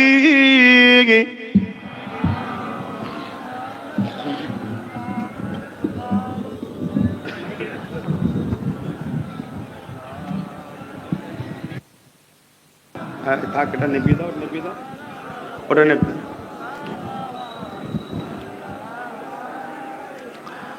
বাপজান আমার কষ্ট পেলেন নাকি? হায় আমার যুবকরা, বোঝার হলে বুঝবে। এই জলসাতে এইসব প্রশ্ন করবে না, মাইকে বলছি, জলসাতে এইসব প্রশ্ন করবে না। এগুলো পার্সোনাল জানতে হয়। তো যাক, তারপরে ওরা জানতে চেয়েছিল, একটু বলে দিলাম। অসুবিধা হলো নাকি? না, অসুবিধার কিচ্ছু নেই। তো এবারে আমি আবার বললাম, আমার যাওয়া না যাওয়া পরের বিষয়। এতটুকু বলতে পারছি, যদি হক কথা বলার লোক থাকে, হক পক্ষে আলোচনা হয়, সেখানে যাওয়া দরকার। কিন্তু একজনের দালালি আর একজনের বিরোধী, শুধু নিজের পেট পুঁজি করার জন্য, ধর্মের জন্য নয়, সেখানে যাওয়া মনে হয় আমাদের জন্য উচিত নয়। তা সেটা আগামী দিনেই বললাম। দেখা যাক কালকের বিষয়ে কে কি মুখ খোলে, দিল্লি যাওয়ার বিষয়ে কে কি মুখ খোলে। দেখা যাক সুপ্রিম কোর্টে যাবার জন্য কেউ কিছু আবদার করে কিনা। কি গো, কথা বলা ভুল হচ্ছে নাকি? দরকার আছে না নাই? বন্ধুকে যে বিপদে পাশে দাঁড়ায়, তাই তো নাকি? আর বিপদে যদি পাশে না পাওয়া যায়, সে বন্ধুকে চিনে রাখা দরকার। সময় মতো বন্ধুকে টান মেরে ফেলে দেওয়া দরকার। ঠিক না বেঠিক? যা, আমাদের ছেলেরা বড় হয়েছে, আজ জমি ভাগে দেবো না, আমার এলাকা আমার জমি আমি আর হাতেই রাখবো। ঠিক না বেঠিক গো? হ্যাঁ, তুই তোরটা সামলা, আমি আমারটা সামলাই, মিটে যাবে কথা। তারপরে পার্টনারে যদি আসিস আলাদা কথা, আমি সিয়ারে থাকবো। সিয়ার পর্যন্ত নাকি? হ্যাঁ, ডাক্তার বাবা সে আম্বেদকরও বলেছে, সংখ্যা অনুপাতে ভাগিদারি। আমার দেশের সিস্টেমটা কি সংখ্যা অনুপাতে ভাগিদারি। যদি কেউ 10% হয়, 100 চাকরির মধ্যে 10টা ছেলে তাদের পাবে। কারো ছেলে যদি 50টা হয়, 100 চাকরির মধ্যে 50টা তাদের জনবহুল পাবে। কারো যদি 5% হয়, 100টা চাকরিতে 5টা পাবে। 2011 সেন্সারে আমরা 33%। তাহলে সংখ্যা অনুপাতে 100 চাকরি থাকলে 30টা 33টা আমার ছেলেদের দরকার তো নাকি? আমার ছেলেরা চাকরি করে তো? এই তোমরা চাকরি করো? লক্ষ লক্ষ চাকরি আমার ছেলেদের নেই।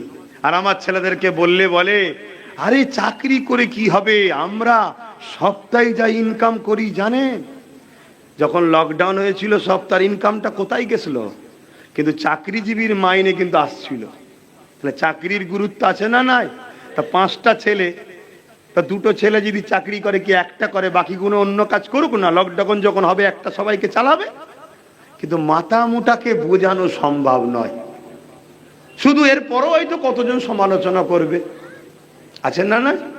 কিন্তু একটা কথা মনে রাখবেন, আমার নবীর সমালোচনা আব্দুল্লাহ ইবনে উবাই করেছে।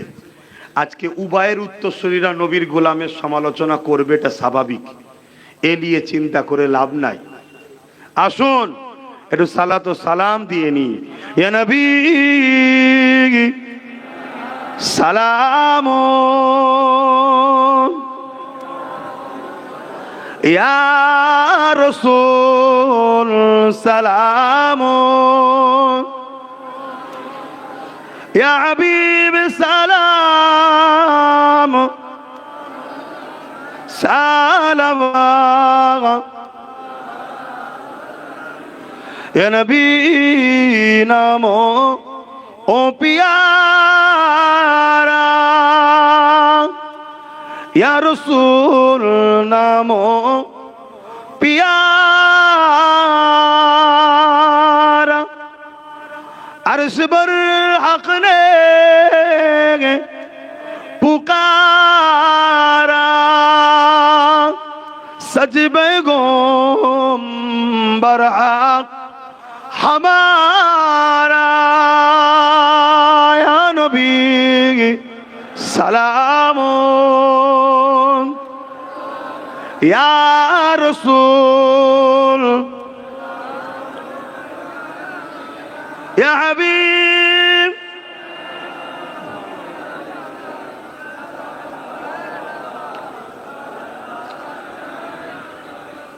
या नबी मदीना होते सब কিছুই পারেন দেখিতে, মুদের লাশ কবরে রাখিলে লইবেন আপন করে।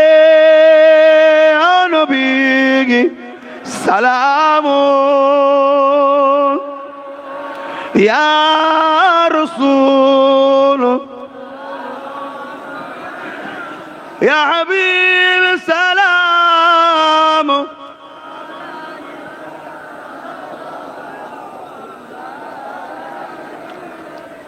সকলে বসুন। বালাগাল উলা বিকামালিহি কাসাবাদ দুজা বিজামালিহি সাল্লু আলাইহি ওয়া আলিহি আল্লাহুম্মা সাল্লি আলা।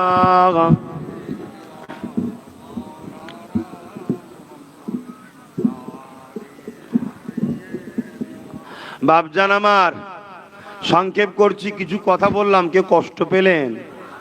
আমি জানতে চাই, একটা মুফতি যদি ফতোয়া দেয় ভুল, সারা পৃথিবীর আম মানুষ যদি তার বিরুদ্ধে লাগে, কিছু হবে? জোরে বলে। সবাই কি বলবে? তুই কি বুঝিস শরিয়াতের? মুফতি বলেছে না, ঠিক না বেটি? তাহলে আর একটা যদি মুফতি বলে ও ভুল বলেছে, তাহলে গুরুত্ব হবে, ঠিক না বেটি? হ্যাঁ। তা রাজশক্তি যখন আইন করেছে, আমরা সবাই নাপছি, ঠিক আছে, কিন্তু এই নাবাটাকে শুধু মুসলমান মুসলমান মুসলমান করে কিন্তু আর এক শ্রেণী আমার হিন্দু ভাইদের মধ্যে একটা আমাদের মধ্যে ডিবেট তৈরি করছে। এটাকে মাথায় ঢুকছে তো নাকি? হ্যাঁ। তাহলে এই জায়গায় যদি অন্য রাজশক্তি নাবে, তাহলে জিনিসটা গুরুত্ব হবে না? হবে না? কেন রাজশক্তির মোকাবেলায় রাজশক্তি না হলে ভালো না? হলো নয়? তাই তো ভাই, এত দল নামলো, জোর করে বাস থেকে ধর্মীয় পতাকা খুললো, পুলিশ দাঁড়িয়ে দাঁড়িয়ে দেখছে, আবার মুখ ঘুরিয়ে হ্যালো, ফোনের কিচ্ছু ফোন নেই, হ্যালো বলছে। কত শুনছেন না শোনেন নে? কেন যা হচ্ছে ভালো কাজ হচ্ছে। যত অশান্তি হবে, চাকরিজীবীরা যে ঠকেছে ওটা ভুলে যাবে। শুন, 25,000 চাকরি চলে গেছে, জানেন না? 26,000, আর ওটা চাওয়া পড়ে যাবে। এ মোল্লাদের ইস্যুটা ইস্যু নাকি? এ দুদিন পরে আবার এদের মাথাগুলোকে সব মোটা অঙ্কের টাকা দেবো, চলে আয়, পার্সোনাল কথা আছে, ডেকে নিয়ে যে বলবো ওটা এক কাজ কর, 3,000-এর জায়গায় আমি 5,000 করে দেবো, খুনি আমাকে একটু দেখ, ব্যাস সব সাইজ। ও অকাপ কুতা, মসজিদ কুতা, মাদ্রাসা কুতা, সব দেখবেন আন্দোলন ঘরের ভেতরে ঢুকে বসে আছে। কষ্ট হচ্ছে? হ্যাঁ, কেস করা দরকার তো প্রত্যেকটা ইমামকে, যারা ভাড়া নেয়, দরকার আছে না? নাই এই দরকার আছে না? নাই। এবার ইমামরা আমার পিছনে লাগবে, সারা দুনিয়া লাগে লাগুক, ঠান্ডা মাথায় চিন্তা করে একবার দেখো, আমি তোমাকেও বাঁচাতে চাইছি না, আগামী দিন ঢুকে মসজিদের মধ্যে পুড়িয়ে মারবে। শুনছেন না শোনেন নে? যা ভুল হয়েছে হয়েছে, শুধরে যান, ফিরে আসেন, মিটে যাবে। তাহলে কি গো? তাহলে রাজশক্তি যখন আইন করে, রাজশক্তিকে নামতে হবে, ঠিক না বেঠিক গো? তাই গতকালকে যখন নওশাদ নামলো, তাই মাথাটা গরম হলো, আরে এর হাতে তো রাজশক্তি আছে, দেখলেন না? তাই মারলো, তাও নিরীহ লোকগুলো, না হাতে অস্ত্র না লাঠি, কি মারা মারলো, দেখেছেন তো? হ্যাঁ, আরে কেন মারছি রে, কি হয়েছে? না, এগুলো তো দুদেল গাই মুসলমান নয়, এ তো আমার নয়। মার, কথা মাথায় ঢুকছে না? ঢুকে নে। তারপরও যা গেছে হাফ, আর হাফ আটকে গেছে, হাফেতেই যা করেছে, আমার মনে হয় না যে পশ্চিমবাংলার কলকাতায় ওই মিছিল কেউ দ্বিতীয়বার করতে পারবে। আমার মনে হচ্ছে না পারবে। কথা বুঝে আসছে? আমি তো দেখি অবাক, আর আমি ভাবছি ও ট্যাকেল করলো কি করে। যখনই ও ট্যাকেল করতে পেরেছে, আমার দিল বলছে আল্লাহ ওকে নেতা আগামী দিন বানাবে, জন্য কবুল করেছে। না, এদেরকে ট্যাকেল করা মুশকিল, আর এদের ভিতরে সব আগুন, এখন মসজিদ চলে গেছে, মা আগুন না আগুন নেই, এরপরেও যে ট্যাকেল করেছে, আর একা, কথা বুঝে আসছে? অত বড় জিনিসটাকে, এটা একটু বুঝার, একা বলতে তোমরা সবার সাথে আস, তারপরও আমি তো নেই, আমি এটা বুঝাতে চাইছি। তো সেই জায়গাতে আল্লাহকে কবুল করুক, বোন আল্লাহুম্মা আমিন। তো যাক, মনে রেখো আগামী দিন যদি ওর সাথে যদি আরো গোটা 20-30 থাকতো, জোরটা বাড়তো না কমতো? তাহলে 21 আমি কিছু ভুল করেছিলাম? দেখেন, যদি শুধরাবার হয়, ভুল মানুষ মাত্র হয়, তখন হয়তো বুঝতে পারেননি, কারো খপ্পরে বলে হয়তো কিছু করেছিলেন, গালিগালাজও দিয়েছেন, যদি পরিবর্তন হয়ে যান, আমি আপনাকে আল্লাহর রাস্তে মাফ করে দেবো। আর যদি পরিবর্তন না হয়ে বেঈমানদের সাথে থেকে মুমিনদের বিরুদ্ধে ষড়যন্ত্র যারা করছে, তাহলে আল্লাহর কাছে দাবি দিয়া রয়েছে, তোকে দুনিয়াতেও আল্লাহ লাঞ্ছিত করবে, পরকালেও করবে। কাজ কারবারের উন্নতি ভালোর দিকে না খারাপের দিকে, তাই নাকি? ও আচ্ছা আচ্ছা, ঠিক আছে। আগামী দেখেন না আর কি হয়। আগামীতে দেখেন 26% ডোনাল্ড ট্রাম্প ভারতের উপরে ট্যাক্স বাড়িয়েছে। কত পার্সেন্ট? কথা বলছে না তো। 26%।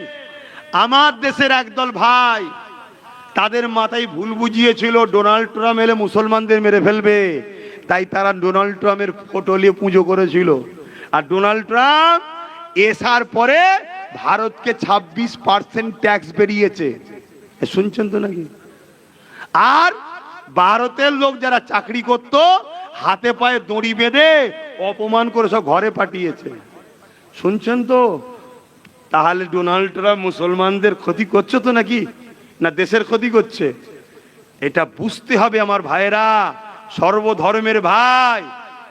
আপনারা জানেন কি জানি না, 50 টাকা করে গ্যাসে কেন্দ্র সরকার বাড়িয়েছে। কত টাকা? খোঁজ রাখেন।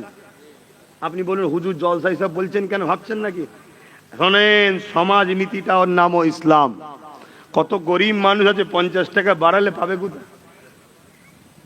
আর এইটা অনেকে বলছে এই 50 টাকা নাকি শুধু মুসলমানদের জন্য বাড়ানো হয়েছে, অমুসলিম ভাইদের জন্য নাকি নয়। এটা কি ঠিক? 2 টাকা করে নাকি তেলে দাম বেরিয়েছে মুসলমানদের, কেন? মোদি মুসলমানকে সাইজ করছে। 14 টাকা নাকি ওষুধে বাড়িয়েছে, মোদি সরকার মুসলমানকে সাইজ করে দিচ্ছে। এটা অমুসলিমদের জন্য নয়, শুধু মুসলমানদের জন্য, এরকম মেসেজ নাকি শোনা যাচ্ছে। কথাটা কি ঠিক? তাহলে কি হয়েছে ভাই? ও সবার জন্যে, তার মানে অমুসলিম ভাইদেরও 50 টাকা বেড়েছে। ও তাহলে মোদি তো তাহলে শুধু মুসলমানকে সাইজ করছে নাকি? তাহলে এটা সব ভাই ভাই বসে বুঝাতে হবে না? হবে না? কে করে বুঝাবে?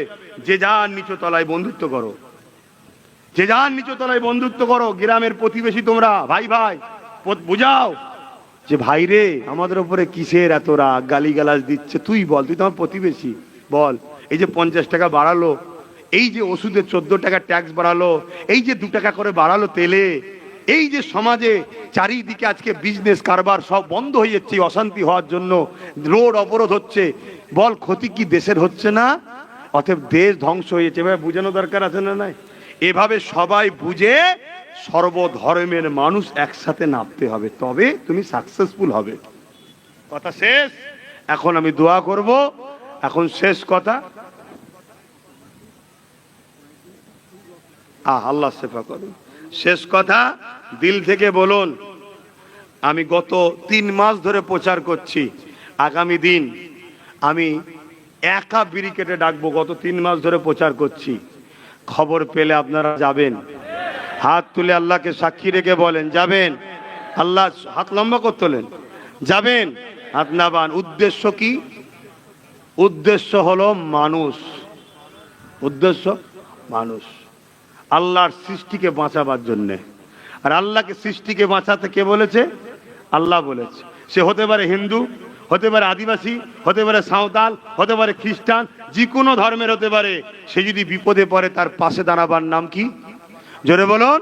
তা আল্লাহর সৃষ্টিকে বাঁচাবার জন্য যাচ্ছি। আল্লাহর সৃষ্টিকে বাঁচাবার জন্য যখন ডাকবো, তার মধ্যেই ধর্ম আছে, ঠিক না বেটি? ধর্ম তো এটা আমি শিখিয়েছে।